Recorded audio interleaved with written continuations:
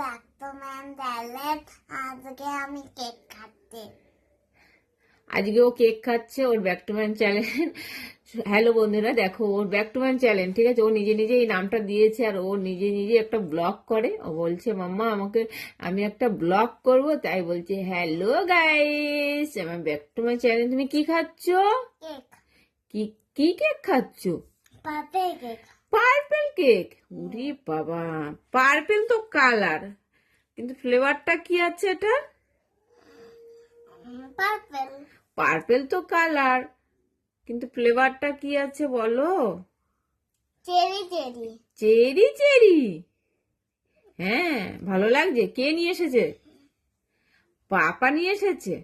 ও, এটা পাপা নিয়ে এসেছে ওর, তাই ও খাচ্ছে। আমাকে একটু দেবে? না, কেন?